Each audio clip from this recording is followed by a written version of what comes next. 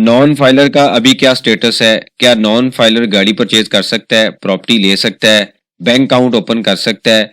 जो दिसंबर में एक नया कानून इशू किया गया था, क्या वो लागू हो चुका है? आज इसके ऊपर हम डिस्कशन करते हैं। आप देखें प्रैक्टिकल अर्निंग, उसमें हूं फ़हीम महबूब। वापस आते हैं टॉपिक के ऊपर।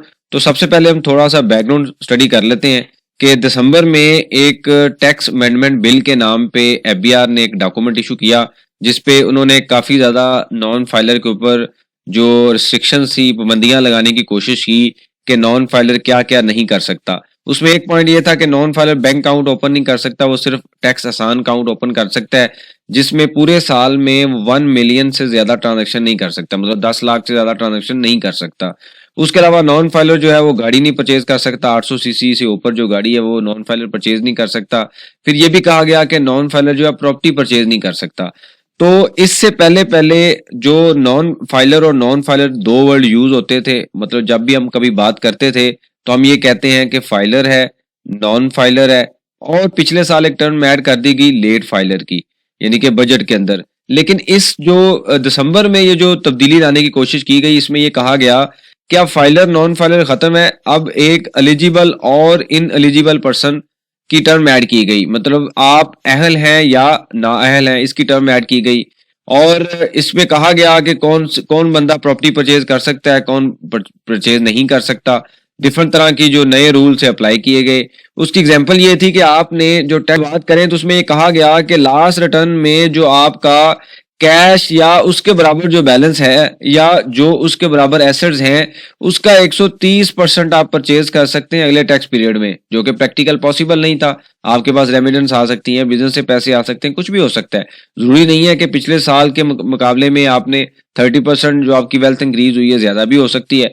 तो ये सारी चीजें जो है वो भागती रही, कभी इधर कभी उधर, डिफरेंट तरह की जो टर्मिनोलॉजी आती रही, एलिजिबल पर्सन, इनएलिजिबल, फिर चीजें रुकी भी दरमियान कुछ पीरियड में। उसके बाद क्या हुआ कि ये जो डॉक्यूमेंट अप्रूव नहीं किया गया, अभी तक पड़ा हुआ है, सिर्फ एक हवा क्रिएट हुई। और उसके बाद ये कहा गया जी नॉन फाइलर ये काम नहीं कर सकता, फाइलर का ये काम नहीं कर सकता, लेकिन उस डॉक्यूमेंट को अप्रूव नहीं किया गया।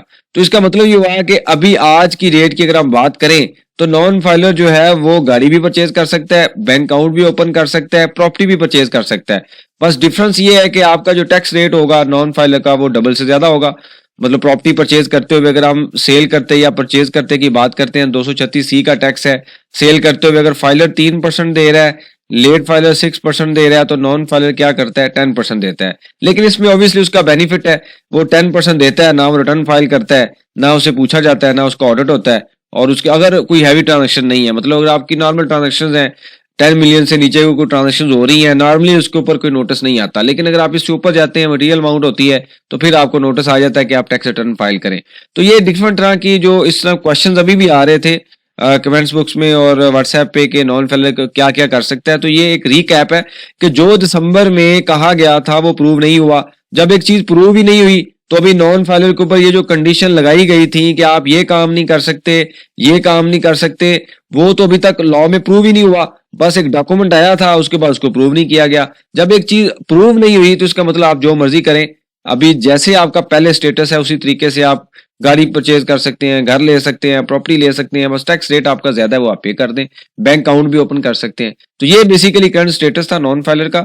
और इसके ऊपर हम पहले एक बार देख चुके हैं कि फाइलर नॉन फाइलर के जो टैक्स रेट्स हैं वो डिफरेंट होते हैं। वो आप लेक्चर देख लीजिए, उसमें मैंने एक्सप्लेन किया हुआ है कहाँ कहाँ पे नॉन फाइलर को नुकसान है और फाइलर को बेनिफिट होता है। तो ये एक छोटी सी अपडेट थी। इसके ऊपर जो है वो जो भी आपके क्वेश्चंस आ रहे हैं, मेरे ख्याल में अब इसमें क्लैरिटी होगी कि जो दिसंबर में रूल आया था वो प्रूव नहीं हुआ, लॉ जो प्रपोज किया गया था अभी तक प्रूव नहीं हुआ। अभी आप वैसे ही सारी चीजें ले सकते हैं जैसे आप दिसंबर से पहले ले सकते थे।